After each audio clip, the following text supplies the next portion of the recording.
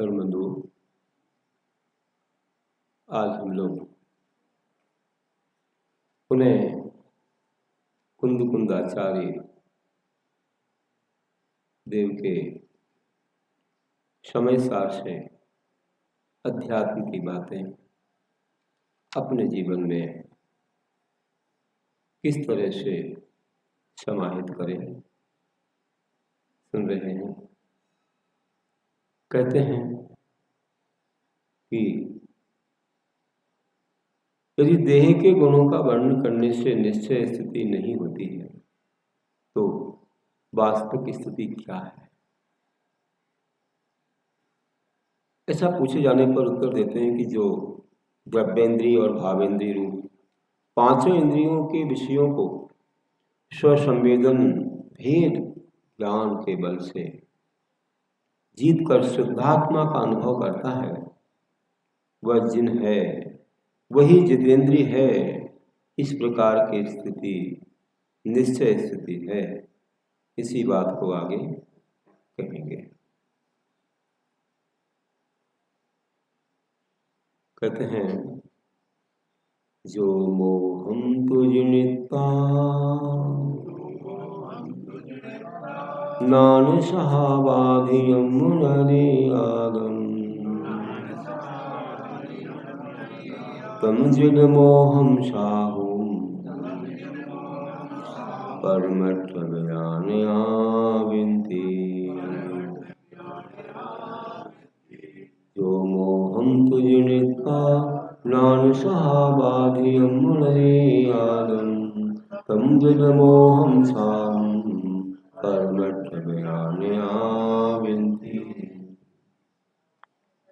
विंती भी पाठ है और वैंती भी पाठ, थोड़े पाठ भेद हैं। कहते हैं कि जो मोह को जिनिता जीतकर आलम आत्मा को नान सहाबाधियम ज्ञान स्वभाव के द्वारा मतलब अन्य द्रव्यों से अधिक मुनिधि जानता है, तम उस शाहम साधु को परमर्थ व्याणया परमार्थ के जानने वाले जिद मोह बिनती मतलब कहते हैं कि जो मोह को जीत कर दबाकर ज्ञान स्वभाव से परिपूर्ण आत्मा का अनुभव करता है। परमार्थ के जानने वाले उस साधु को मोह का जीतने वाला अर्थात जिन कहा जाता है।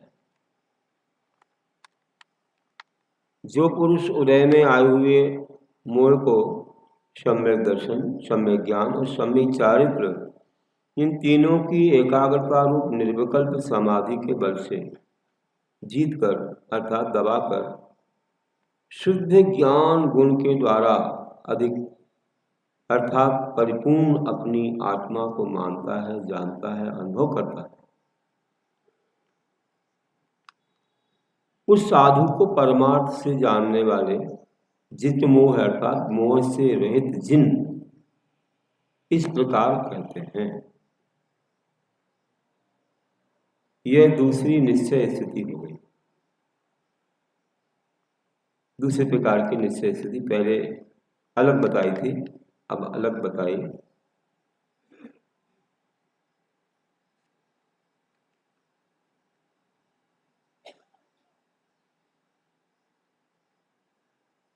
आत्मा का अनुभव करने वाले और ज्ञानादि गुणों से परिपूर्ण तो आत्मा का अनुभव करता है, ऐसा पहले कहा था। और अब इस प्रकार से बताया कि किस प्रकार मोह को जीतने वाला वह जिन कहलाता है। मतलब कि भाव तो रागादि रूप में परिणत आत्मा और भावक राग रूप करने वाला उदय में आया हुआ मोह कर्म, इन दोनों भाव्य भावकों का जो शुद्ध जीव के साथ संकर अर्थात संयोग संबंध है, वही हुआ दोष। उसको जो साधु स्वसंवेदन ज्ञान के बल से परास्त कर देता है वह जिन कहलाता है। जो मोह आत्मा से मिल गया था, संयोग संबंध हुआ था, उसे वह परास्त कर देता है, उसे शक्तिवान नहीं रहने देता, बिगाड़ करने वाला नहीं रहने देता, इसको हराता है, दबाता है। तो वह जैसे उपशम श्रेणी चढ़ते तो दबाते हुए जाते हैं, छपक श्रेणी वाले क्षय करते हुए जाते हैं। तो उस समय देखो वह जिन है,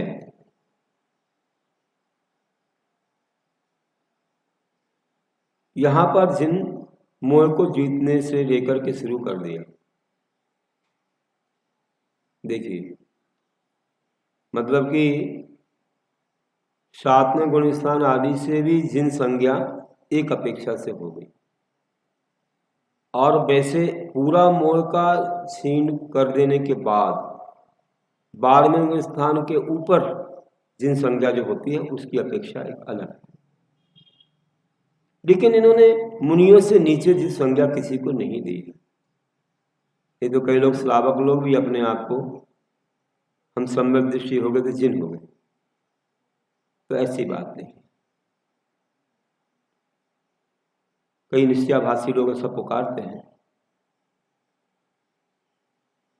और निश्चय सम्यक दर्शनों को अपने जीवन में लगा लेते हैं। तो अपने आप को पुकारने कि हमने मोहिनी को जीत लिया। अब दर्शन मोहिनी को मैंने जीता, थोड़ा दर्शन मोहिनी को दबाया, उस समय क्षोभम हुआ तो उतने में अपने आप को जिन बोलने लग जाते, जबकि यहाँ ऐसा नहीं है। यहाँ अलग दृष्टि, चारित्र मोहिनी संबंधी बात यहाँ ले सकते हैं। इसी प्रकार यहाँ जैसे मोह को जीतते हैं ना, ऐसे ही उस स्थान पर राग, द्वेष, क्रोध, मान, माया, लोभ, कर्म, नौकर्म, मन, वचन, काय, ये 11 जो हैं, प्रत्यय कहो जो भी कहो, तो इनको भी सूत्र में रखा जा सकता है। और इसी प्रकार श्रोत्र, चक्षु, घ्राण, रसना, स्पर्शन, ये 5 इंद्रिय रूपी, इनको भी रखा जा सकता है। इनका पृथक पृथक व्याख्यान किया जा सकता है, करना चाहिए। जैसे मोहम तु जनिता, तो उस जगह हम राग द्वेष भी रख सकते हैं, रागम तु जनिता, द्वेषम तु क्रोधम, ऐसे एक एक को लेकर के चल सकते हैं। इनको जीतने वाले जिन हैं, क्योंकि ये सब मोहिनी कर्म में आते हैं। और भी इसी तरह से असंख्यात लोक प्रमाण विभाव परिणाम हैं, उनको भी प्रासंगिक रूप से समझ लेना चाहिए कि उसको जीतने वाले जिन कहलाते हैं। जीत रहे थे जिन है, जित से तो जिन बनता है। एक अपेक्षा से इन्होंने उस प्रकरण को यहाँ प्रस्तुत किया है। और भी अब भव्य भावक भाव के अभाव रूप तीसरी निश्चय स्थिति कही जाती है, अथवा यूं कहो कि छपक श्रेणी की अपेक्षा से क्षीण मोह है, ऐसा कथन किया जाता है। जित मोह से कहा, अब क्षीण मोह से कह रहे हैं। पहले जितेंद्रीय से कहा था, तो जित मोह से कहा, अब क्षीण मोह से कह रहे हैं। तो क्या कहते हैं? जिद मोहस्य दुजैया क्षीणो मोह विद्साहस, कय्याहु क्षीण मोहो वर्ण दिशो निश्चय विदोहिम। जिद मोहस्य दुजैया क्षीणो मोहो हविद्साहस, कय्याहु क्षीण मोहो वर्ण दिशो निश्चय विदोहिम। जिद मोहस्य, जिसने मोह को जैया जीत लिया है, ऐसे साहस साधु के जब मोह क्षीणो क्षीण हविज हो जाए, कय्या हो तब सो उस साधु को निश्चय विधि निश्चय न के जानकार क्षीण मोह कहते हैं। ये भी निश्चय स्थिति है। हम गुणों के बारे में कह रहे हैं कि मोह को जीतना भी ये गुण है, इसलिए निश्चय स्थिति हो रही, शरीर की स्थिति नहीं हो रही। इसलिए बताया कि मोह को परास्त करता हुआ जो आगे चल रहा है, उस साधु का जब मोह सर्वथा क्षीण हो जाता है, उस समय उसे निश्चय के ज्ञाता गणधरादि देव क्षीण मोह कहते हैं। नष्ट हो जाता है उसका मोह। 12वें गुण स्थान में ये बात घटित होती है। तो कहा है कि उसी कहे हुए क्रम से आगे बढ़ते हुए जिसने मोह को परास्त कर दिया है, ऐसे शुद्धात्मा की अनुभूति करने वाले साधु के निर्विकल्प समाधि में जब मोह सर्वथा नष्ट हो जाता है, उस समय त्रिगुप्ति में लीन समाधि काल में वह साधु क्षीण मोह जिन होता है। ऐसा परमार्थ से जानने वाले गणधरादिक देव कहते हैं। निश्चय से जानने वाले गणधरादिक देव कहते हैं। इस प्रकार तीसरी निश्चय स्थिति हुई। भव्य भावक भाव के अभाव रूप से यह स्तन कैसा हुआ? इसका समाधान आचार्य कहते हैं कि भव्य तो रागादि परिणत आत्मा और भावक राग उत्पन्न करने वाला उदय में आ हुआ मोह कर्म। भव्य और भावक देखिए कैसे बताया, भाव्य और भावक, भव्य नहीं भाव्य, उभाने वाला, और भावक जो भाव उत्पन्न कराने वाला कर्म है। तो भव्य तो रागादि परिणत आत्मा और भावक राग उत्पन्न करने वाला उदय में आया हुआ कर्म जो मोह कर्म है, इन दोनों भव्य भावकों का जो सद्भाव अर्थात स्वरूप उसका अभाव विनाश या क्षय है, वही तीसरी निश्चय स्थिति हुई। इस ढंग से बताया है। आचार्य महाराज ने जिन शब्द की 3 प्रकार से निरुक्ति की है, 3 तरह से जिन शब्द को समझाया है। कौन कौन सा? जो समस्त पर पदार्थों से दूर होता हुआ इंद्रियों को पूर्ण रूप से जीतता है, पर संपर्क से दूर होकर के इंद्रियों को जीत लेता है, वो एक जिन है। और जो अपनी आत्मा में निमग्न हो गया, क्योंकि इंद्रियों को जीत लिया तो अपनी आत्मा में निमग्न हो गया, इसलिए ये पहला जिन है। और दूसरा जिन क्या है, कैसा है? जो मोह को सर्वथा उपशम कर आत्मानुभव में मग्न होता है, वह जिन है। उपशम करता है तो 11वें गुण स्थान में पहुंच जाता है। अंत में उपशम करता हुआ उपशांत कषाय बोलते हैं अपन। वो दूसरा जिन है। और तीसरा जिन कौन है? जिसने मोह का सर्वथा नाश कर दिया है, मोहिनी कर्म की संपूर्ण निर्जला क्षय कर दिया, वह साधु तीसरे प्रकार का जिन है। इस प्रकार आचार्य देव ने जिन शब्द का अर्थ साधु अवस्था से ही प्रारंभ किया है, इससे यह बात स्पष्ट हो जाती है कि गृहस्थ अवस्था में जिन गणना अभिष्ट नहीं है। जिन कहना ये ठीक नहीं। कई लोग गृहस्थ अवस्था में अपने आप को जिन लगाते हैं, वही पकड़ते हैं कि मोह को जीतना, तो मैंने मोह को जीत लिया। कौन सा? दर्शन मोह जीत लिया। क्योंकि सम्यक दर्शन प्राप्त करते समय दर्शन मोहिनी का चोपसम छोपसम वगैरह की बात आती है ना, तो उसमें वो लगा देते हैं, जबकि वो नहीं किया जा रहा। यहाँ पर चारित्र मोहिनी की प्रमुखता है, और उसमें भी जितने उसके भेद हैं सबको ही जीतना पड़ेगा, ऐसे काम नहीं चलेगा। पहले जितेंद्रिय तो बनो, कोई घर से जितेंद्रिय तो बनता नहीं है, इंद्रिय विषयों का सेवन तो छूटता नहीं है, तो कैसे जिन है? इंद्रियों को जीते बिना जिन प्रारंभ नहीं होता। इसे जो पंच पापों का त्याग करते हैं मुनिराज, वे ही जिन शब्द से कहे जाते हैं। इसके बाद मोह को जीतने वाला, उपशम करने वाला। इसके बाद जो है अंत में जिसने मोह को पूरा ही पूरा जीत लिया है वह क्षीण कषाय वाला जो है जिन कहलाता। इस तरह से बताया।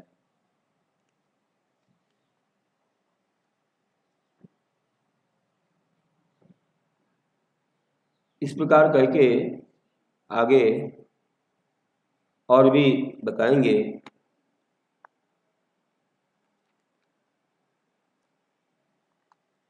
कि यदि जीव और देह को एक नहीं माना जाएगा तो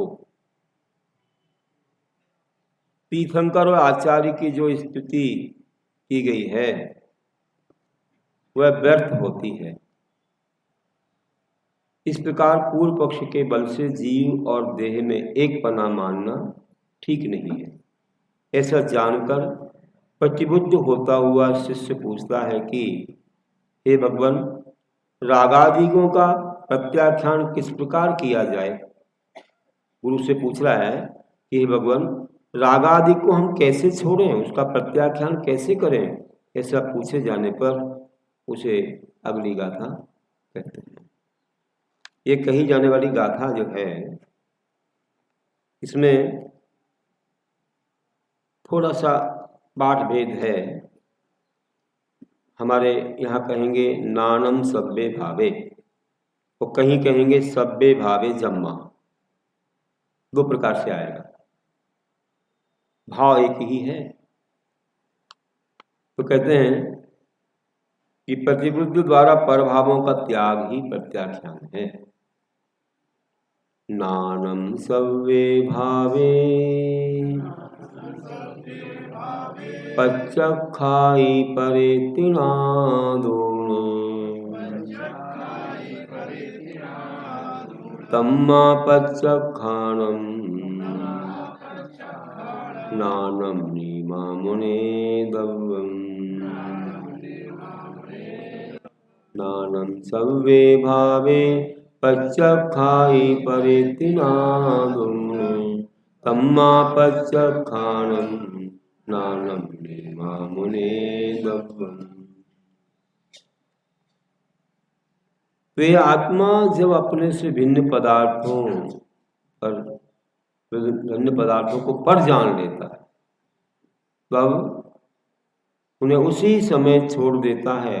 अतः वास्तव में ही ज्ञान ही प्रत्याख्यान अथवा कि जम्मा जिस कारण ये आत्मा अपने आत्मा से भिन्न सभ्य भावे समस्त भावों को परेत्ति वे पर हैं ऐसा नादून जानकर पच्चा खाई प्रत्याख्यान मतलब त्याग करता है। तम्मा उसी कारण पच्चा खानम प्रत्याख्यान नानम ज्ञान ही है ऐसा नियमा नियम से मुने दब्बम जानना चाहिए। ऐसे जानना चाहिए। और आगे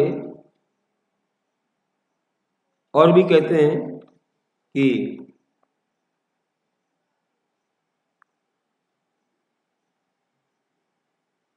जब ये आत्मा पर को पर जानता है तो उस समय किस तरह से इसके जीवन में पर का त्याग होता है। इस बात को बताते हुए अगली गाथा है। जह नाम को भी पुरुषो पर लव मिलंति जान धुम चैरी कह सव्वे पर भावे नालून विमुंसे दे नानी। यह नाम को भी पुरुषो परलब मिलंति जान तुम छेदी कैसव वे पर भावे नादोन विमुंचे दे नारी। कहा है कि जय जिस प्रकार लोक में कोई पुरुष परलब मिलंती पर वस्तु को यह पर वस्तु है ऐसा जानकर पर वस्तु का चय त्याग करता है, तो उसी प्रकार नानी ज्ञानी पुरुष शब्द प्रभावे समस्त प्रभावों को नाउन जानकर विमुच्यते छोड़ देते हैं। तो देखिए समझाते हैं कि कोई भी पुरुष यह जानकर कि ये परलब है, मालूम पड़ेगा कि मेरी नहीं है, कुछ पहचान नजर आ गई कि हम भूल करके इसको हमने अपना लिया है, मेरी नहीं है, याद आ गई, तो उसे छोड़ देता है। उसी प्रकार जो आत्मा से अतिरिक्त पर पदार्थों को अपने से भिन्न जान लेता है तो उन्हें छोड़ देता है, वैज्ञानिक कहलाता है। अगर अज्ञान था तो अपन शरीर को ही अपना मान रहे थे, और जो ज्ञान आ गया तो हम जान लिया कि अरे आत्मा का स्वभाव तो अलग है, जानना देखना है, ये शरीर तो जानता देखता है नहीं, ये तो वैसा ही है जैसे कपड़े पुराने हो जाते फट जाते तो उतार दिए जाते हैं, ऐसा शरीर भी एक दिन पुराना हो जाएगा तो ये छूट जाएगा, या छोड़ देते हैं इसको सल देखना से, फिर नया मिल जाता है, ये चलता ही रहता है, शरीर बदलता रहता है। इस तरह से जान करके व्यक्ति इससे मोह छोड़ देता है, छल देखना धारण कर लेता है इत्यादि, या मोह छोड़ करके अपनी आत्मा का ध्यान करता है। तो देखिए कि इस तरह इन्होंने बताया पुरुष जब कोई भी वस्त्र आभूषण आदि वस्तु को ये परद्रव्य है ऐसा स्पष्ट रूप से जान लेता है तब उसे छोड़ देता है। उसी प्रकार मिथ्यात्व और रागादि सभी प्रभावों को अर्थात पर्यायों को अपने स्वसंवेदन ज्ञान के बल से जानकर उन्हें विशेष रूप से अर्थात मन वचन काय रूप विशुद्धि द्वारा छोड़ देता है, तभी वह स्वसंवेदन ज्ञानी होता है, अन्यथा नहीं होता है। अगर नहीं छोड़ेगा तो स्वसंवेदन नहीं करेगा, अपनी आत्मा का संवेदन अनुभव कब करेगा, जब पर से मोह छोड़ेगा तो होगा। अगर पर में रहा मन तो नहीं होगा अपना ज्ञान। जैसे मानो कोई नमक की डली या कोई दूसरा चीज कुछ भी कड़वी चीज अपने मुख में रखे है तो मीठे का स्वाद कैसे आएगा, तो इसका सच्चा स्वाद तभी आएगा जब उसको छोड़ेगा, पहले वाले को छोड़ेगा, उसका स्वाद छोड़ेगा तो इसका स्वाद आएगा, नहीं तो नहीं आएगा। इस प्रकार उन्होंने समझाया है कि कोई किसी ने एक समान वस्त्र रखे हुए थे, पहन लिए,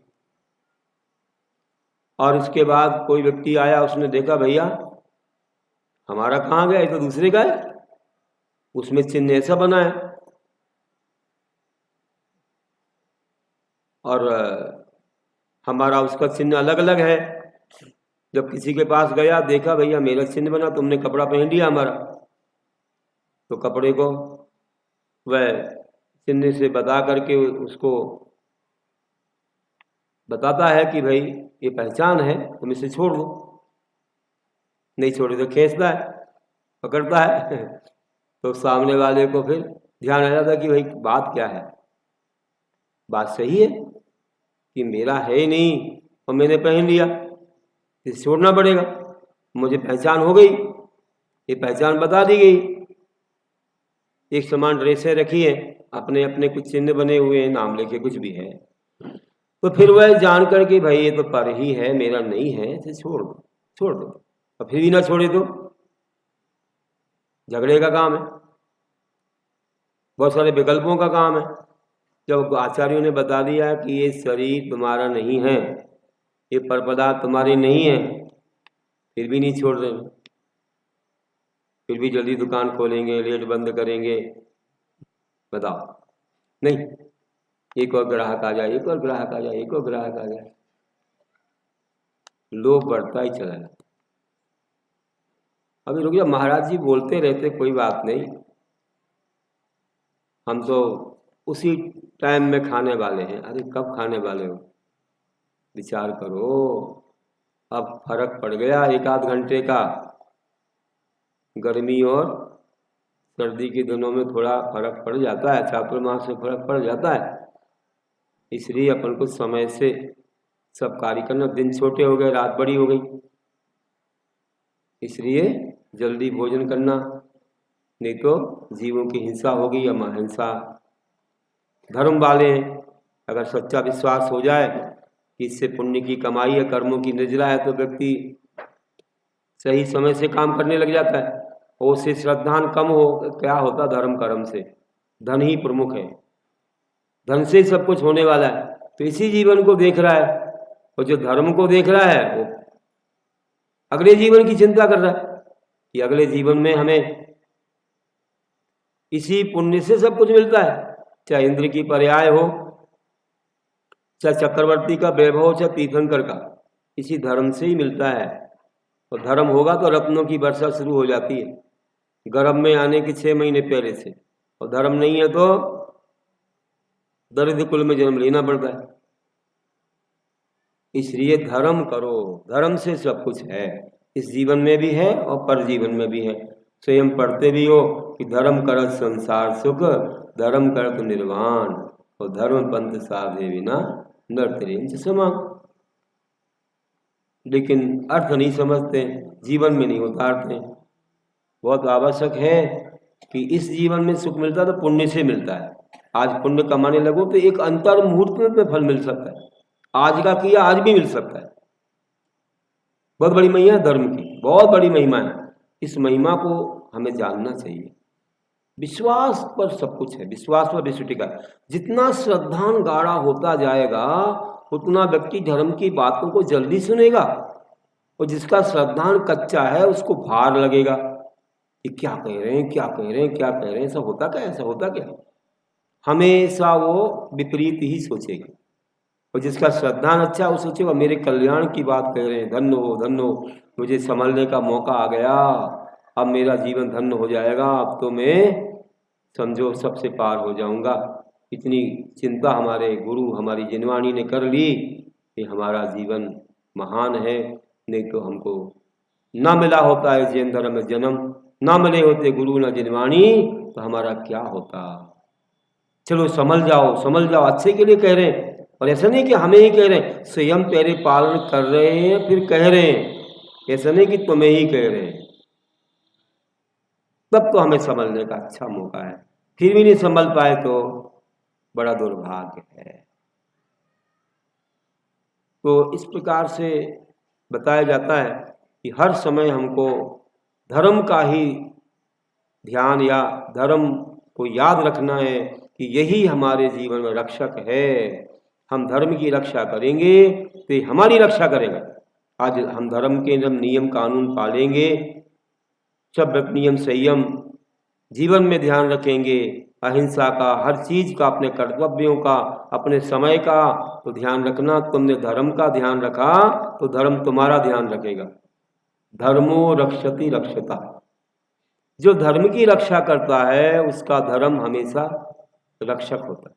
कहीं भी चला जाए, वो किसी भी गति में चला जाए, धर्म उसको सुख ही देगा, उसकी रक्षा कर, उसे संभालेगा, उसे निकाल के लाएगा, उसका उद्धार करेगा। अरे निगोज से निकलने वाले भी तिर गए धर्म की महिमा से, नरक से आने वाले तीर्थंकर बनने वाले धर्म की महिमा से, तिर्यंच पर्याय से आए तिर गए। मेंढक जैसे प्राणी और भी कई प्राणी भी तिर गए। सियार जैसा प्राणी रात में पानी भी नहीं पिया उसने, वो तिर गया, स्वर्ग गया। वहां से आके क्या बना? पहले तो मिथ्यात्व भाव से तो कोई मनुष्य से ही अपना उद्धार कर सकते हैं या तिरंच से भी कर सकते हैं। तो कोई प्राणी ऐसे हैं, सम्यक्त नहीं हो पाया तो सीधा तिरंच पर्याय से मनुष्य बन जाए या मिथ्या देवी देवता बन जाए, लेकिन वहां जाके पुनः उसी धर्म के पुण्य से वह सम्यक दर्शन धारण कर ले तो फिर धर्म की प्राप्ति हो गई, फिर सदगति हुई। तो सियार का तो लगता है, देखो उद्धार उसी रात्रि भोजन त्याग से हुआ है, और वहां से आकर के सेठ का पुत्र हो गया, तीर्थंकर हुआ, और जीवन में सब सुख भोग करके, ज़्यादा नहीं, जवानी में ही जब त्याग कर दिया तो तपस्या करके मोक्ष में। तो ऐसे प्राणी करके तो हम क्यों नहीं करेंगे। बस आचार्यों की वाणी को श्रद्धा में लाओ, ये जिनवाणी ही गुरु कहते हैं, अलग से कुछ नहीं कहते हैं। बस जितनी श्रद्धा होगी, सम्यक दर्शन उतना अच्छा माना जाएगा कि तुम्हारा सम्यक दर्शन उतना दृढ़ है, तुम्हारा विश्वास बहुत दृढ़ है, अन्यथा तो ऊपरी ऊपरी बात है और कुछ नहीं। तो जिस उद्देश्य से हमने जो अपनाया वही काम करना चाहिए, उसका उद्देश्य नहीं बदलना चाहिए। अगर उद्देश्य बदल गया तो मायाचार हो गया। ज्ञान दर्शन के क्षेत्र में मायाचार करने से ये क्या होता है, शल्य है, इससे अच्छी गति नहीं होती। तो इन्होंने हमको बताया कि इस तरह से कोई पुरुष जैसे पर को पर मान करके छोड़ देता है, वैसे ही हमको भी पर को पर मान के छोड़ देना चाहिए। और आगे बताएंगे किस तरह ये आत्मा जो प्रत्याख्यानी है वह अपने जीवन में आगे बढ़ते हुए कैसे प्रभावों को छोड़ती है, ये बात भी कहेंगे। जैसे जैसे छोड़ना होता है वैसे वैसे ही गुण स्थान बढ़ते चले जाते हैं। तो मिथ्यात्व और रागादि सभी प्रभावों को अर्थात पर्यायों को अपने से संवेदन ज्ञान के बल से जानकर उन्हें विशेष रूप से अर्थात मन वचन काय रूप विशुद्धि द्वारा छोड़ देता है, तभी वह संवेदन ज्ञानी कहलाता है, अन्यथा नहीं कहलाता है। आचार्य देव इस कथन का सार ये कहते हैं कि जो प्रत्याख्यानी है, प्रत्याख्यान का त्याग होता है, वह सब पर वस्तुओं को त्याग कर पृथक हो जाता है उनसे और अपने शुद्धात्म के स्वरूप में निमग्न हो जाता है, वही ज्ञानी होता है। ऐसे मुनिराज ही सच्चे ज्ञानी माने जाते हैं। आगे शुद्धात्मानुभूति, शुद्धात्मा की जो अनुभूति है उसका अनुभव किस प्रकार होता है, वे मुनिराज किस प्रकार आत्मा की अनुभूति करते हैं, और मोहादि के प्रत्याग को बतलाते हुए इस आत्मानुभूति का स्वरूप बता रहे हैं।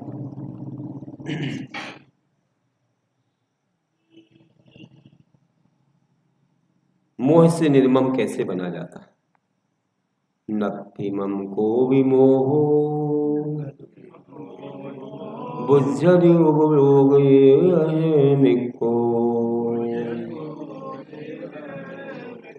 तम मोह निम्मत्तम समयस्य विंती नत्ति मम को विमोहो बुद्धि मिक्को तम मोह निम्मत्तम समयस्य विंती। तो कहते हैं कि बुद्धि यह जाने की धम्म आदि धर्म आदि द्रव्य नत्थि मम मेरे कुछ भी नहीं लगते, उपयोगियो उपयोग ही हमें को एक में हूं, तम ऐसा जानने को समय से बयानया सिद्धांत अथवा स्वपर के जानने वाले धम्म निम्मतम धर्म द्रव्य के प्रति निर्ममत्व बेनती कहते हैं कि मोह जो कि पर उसको अपनाना, उससे मेरा कोई संबंध नहीं है, उससे मेरा कोई प्रयोजन नहीं है, मैं तो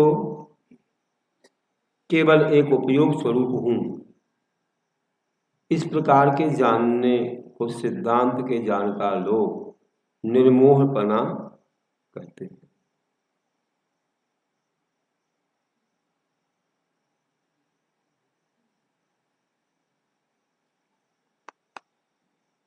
कि जो मोह है वह मोहो मम मेरा को भी कुछ भी नथी नहीं है।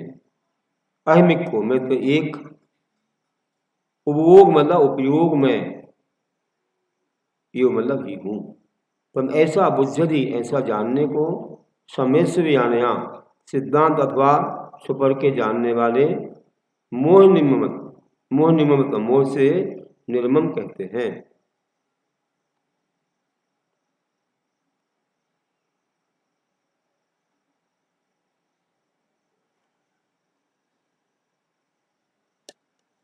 यहाँ पर एक विशेष बात आई है कि मैं उपयोग में उपयोग का अर्थ क्या होता है। हमारे यहाँ कहते हैं कि उपयोग मतलब ज्ञानोपयोग दर्शनोपयोग। तो जीव का लक्षण उपयोग है। उपयोग करते नहीं कि कोई चीज का उपयोग करते हैं आप लोग। उपयोग मतलब जानना और देखना ही उपयोग माना जाता है। इस उपयोग को जो धारण करता है या जो उपयोग में होता है, ऐसा वह जीव ये विचार करता है कि ज्ञान दर्शन के अलावा मेरा और कुछ भी नहीं है। मैं अकेला एक आत्मा हूँ और उपयोग की अपेक्षा से मैं ज्ञान और दर्शन रूप दो रूप हूँ।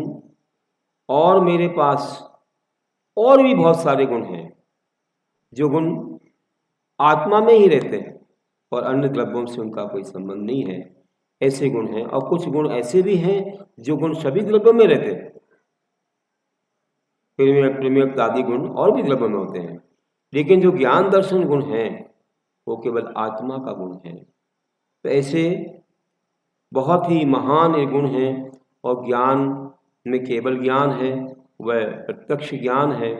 और जो छदमस्त अवस्था में उनके मति शुद्ध ज्ञान अवधि ज्ञान मनोप्रय ज्ञान भी होते हैं। ये सब ज्ञान की पर्याय हैं।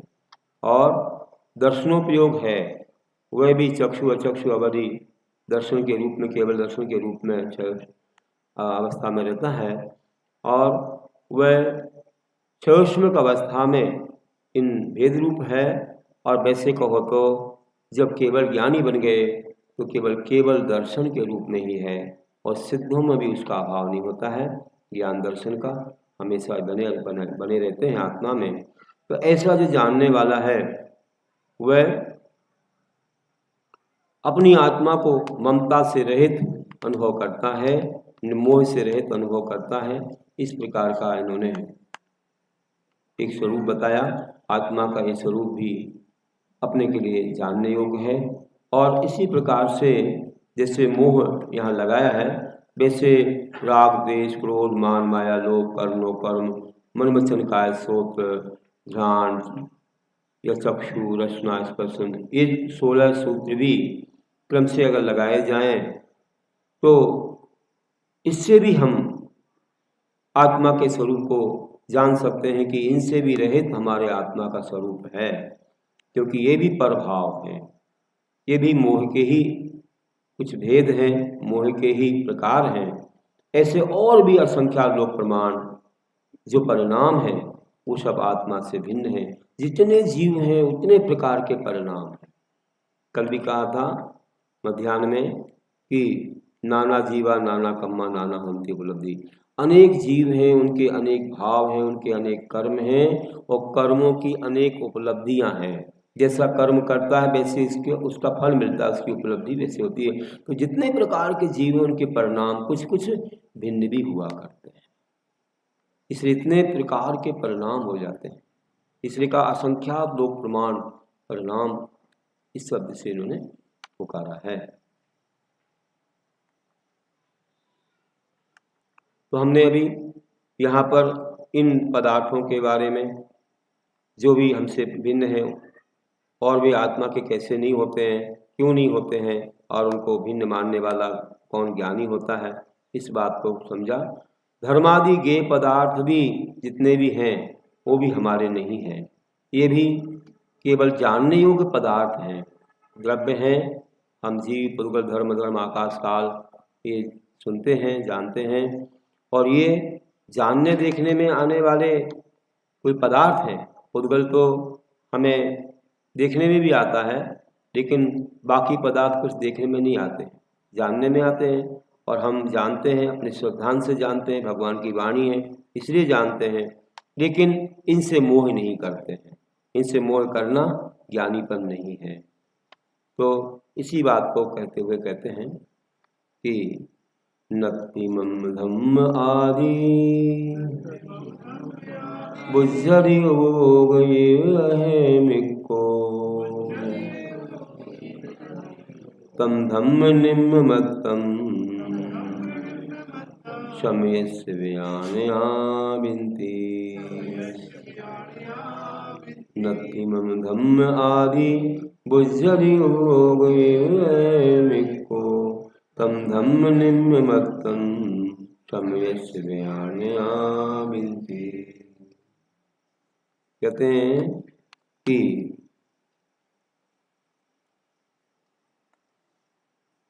बुझ्झति, ये जानने की बात, ये जानना चाहिए कि धम्म आदि धर्म आदि द्रव्य नत्थिम मेरे कुछ भी नहीं है, और उपयोग ही अहमिक को, मतलब मैं एक मैं हूँ।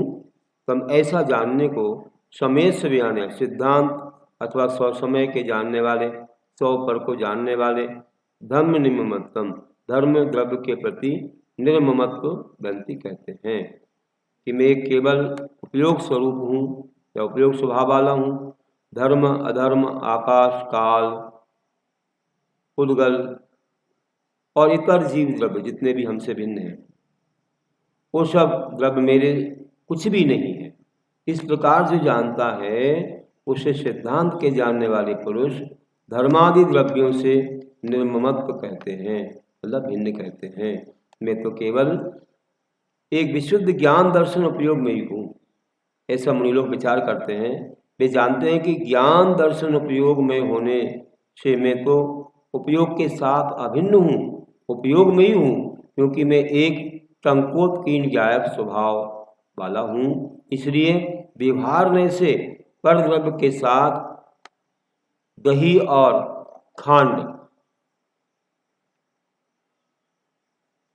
और ऐसे ही सिखिरनी किसको कहते हैं? बताओ।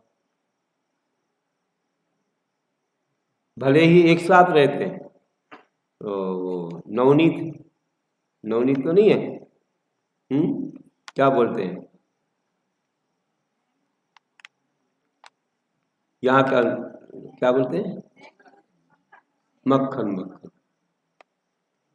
तो भले ही वे एक साथ रहते हैं, लेकिन उनका स्वरूप भिन्न भिन्न है।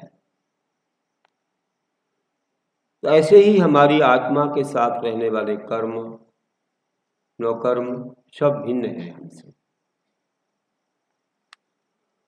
और शुद्ध निश्चय से ये सब मेरा स्वरूप नहीं है। इसलिए मैं इन सब पर द्रव्यों से निर्मम हूँ, चाहे वे हमारे साथ रहने वाले पुद्गल हों, धर्म अधर्म द्रव्य आदि हों, क्योंकि हमको चलने आदि में सहाय बनते हैं धर्म अधर्म आदि ये सभी। तो ऐसे शुद्ध तत्व या शुद्धात्म स्वरूप के अनुभव करने वाले को सिद्धांत के जानकार पुरुष पर द्रव्य से निर्मम हुआ कहते हैं। यहाँ परद्रव्य से निर्मम पना बताया है, और भी उसी का विशेष व्याख्यान है जो पूर्व में हम कह के आए हैं, उसी का ही व्याख्यान है कि स्वसंवेदन ज्ञान ही प्रत्याख्यान है। अपना ज्ञान कर लो तो सब पर पदार्थ हमसे भिन्न हो गए, और उनको उनसे मोह छोड़ दिया तो प्रत्याख्यान हो गया। और छोटे छोटे प्रत्याख्यान आज भी होता है। जैसे मान लीजिए कोई नई वस्तु छोड़ दी, महाराज जी लोग आते हैं कल तक के लिए प्रत्याख्यान, करीब 24 घंटे के लिए आहार का त्याग, उपवास है तो 48 घंटे के लिए त्याग, ये प्रत्याख्यान हो गया। और कोई वस्तु का भी करते हैं ये इस प्रकार, रस का प्रत्याख्यान, कोई भी फल है, सब्जी है, धान है, या कोई भी ऐसी चीज है जो हमें बाधक है, हमें राग द्वेष का कारण उसका प्रत्याख्यान कर दिया। तो ये सब प्रत्याख्यान मतलब त्याग कहलाते हैं। तो व्यवहार में ही होता है। अगर निश्चय में को तो अपने भावों में ही जो राग द्वेष आदि हैं इनका त्याग कर देना प्रत्याख्यान।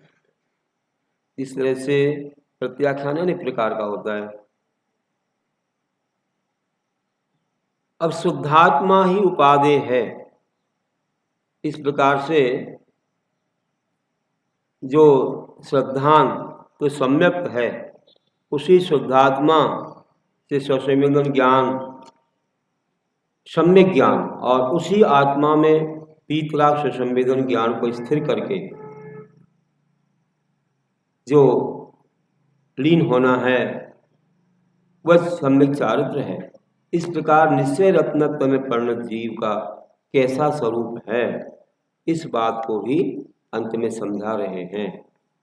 और इतना कह के आज का प्रकरण पूरा होगा। लेकिन बहुत महत्वपूर्ण एक गाथा हमको लगती है, और महाराज जी भी बार बार जो है इसका पाठ करते रहते हैं। हम लोग बार बार हर एक सामायिक में इस गाथा का चिंतन करते हैं।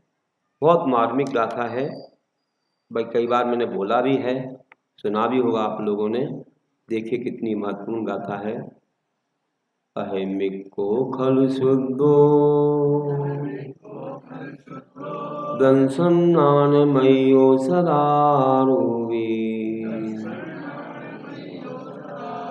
नवियत्ति मध्य किंचिवी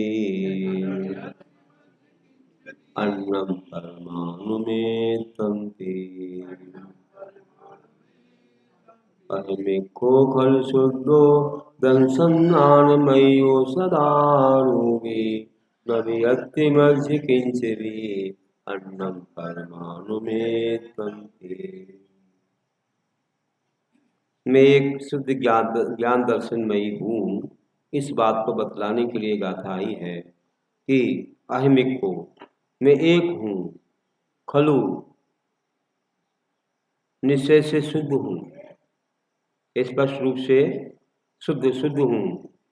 दर्शन नानमयो, दर्शन ज्ञान चारित्र मई मदर्श में परिणत सदारूपी हूँ। और अन्नम अन्य परमाणु मित्वम भी, परमाणु मात्र द्रव्य किंचित मात्र भी मध्य मेरे नाथी नहीं है।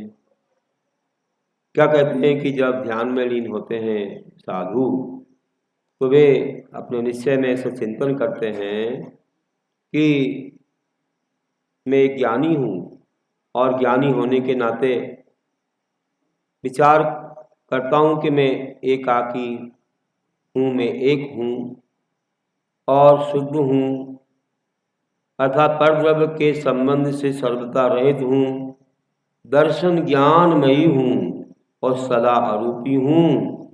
अतः इन सब बाह्य पर पदार्थों में मेरा परमाणु मात्र भी कुछ भी नहीं है।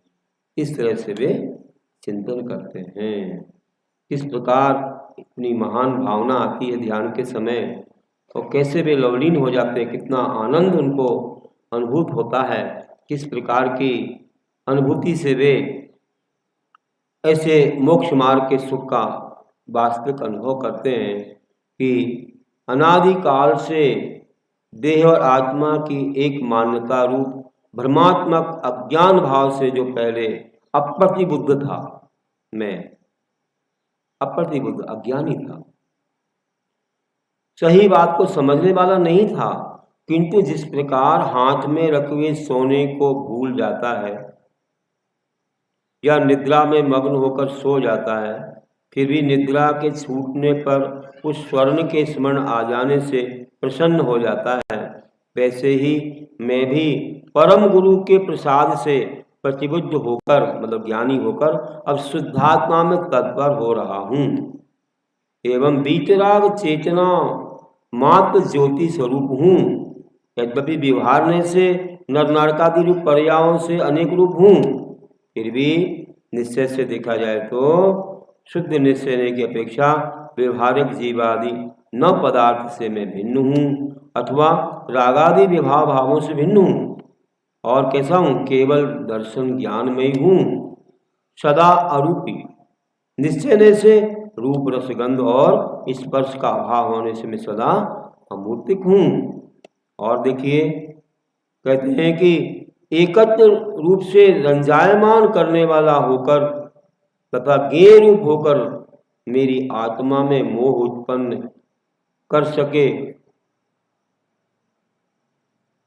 जो कि कोई परद्रव्य है। इन परद्रव्यों से मेरे पास एक परमाणु मात्र भी कुछ भी नहीं है। जो परद्रव्य एकत्र रूप से रंजायमान करने वाला होकर ज्ञेय रूप होकर मेरी आत्मा में मोह उत्पन्न कर सके, ऐसा परमाणु मात्र मेरा कुछ भी नहीं है। मैंने सबसे मोह छोड़ दिया, क्योंकि मैं तो परम ज्ञान रूप में परिणत हो रहा हूँ, अर्थात परम समाधि में तत्पर होकर के अपने आप में लीन हो रहा हूँ। ऐसा मुनि लोग अपनी आत्मा में चिंतन करते हैं कि मैं एक हूँ, निश्चय से शुद्ध हूँ, ज्ञान दर्शन स्वरूपी हूँ और परमाणु मात्र मेरा कुछ भी नहीं है। मैं तो ज्ञान दर्शन आदि अनंत गुणों का भंडार हूँ। ये शरीर आदि अनादि काल से मिले हैं, छूट जाते हैं, ये मेरे साथ ना आए हैं ना जाते हैं, बस मेरे ज्ञान दर्शन ही मेरे साथ जाते हैं। मैं आत्मा हूँ, ना मैं किसी से कटता हूँ, न जलता हूँ, न मरता हूँ, न जीता हूँ, न मुझ में प्यास है, न भूख है, न राग है, न द्वेष है। मैं तो एक अखंड चेतन ज्ञान दर्शन में ऐसे निराला आत्मा हूँ, पर से मेरा कोई संबंध नहीं है। इस प्रकार विचार करके वे आत्मा के ध्यान में और उसके आनंद में अनंत गुणों का मैं भंडार स्वरूप ऐसा एक आत्मा हूँ जिसमें कोई कमी नहीं है। अनंत सुख इस आत्मा में भरा हुआ है, लेकिन हम उसको न जान करके पर में ही सुख ढूंढते रहते हैं। ये हमारी भूल है। निज नाभि में गंध है, रग ढूंढे चहुओर, अपना सुख तो अपने में है, पर वस्तु में व्यर्थ प्रयास। जब का सुख तो व्यर्थ तृष्णा है, झूठे हैं जब के पुरुषार्थ। और अंत में कहता हूँ, कुछ लाइनें बनाई थी। पर पदार्थ को छोड़ना कहते प्रत्याख्यान, पर पदार्थ सब भिन्न जब समय सार का ज्ञान। एक शुद्ध ही आत्मा दर्श अरूपी ज्ञान, ना परमाणु मात्र मम समय सार का ज्ञान। बोले महावीर भगवान की जय।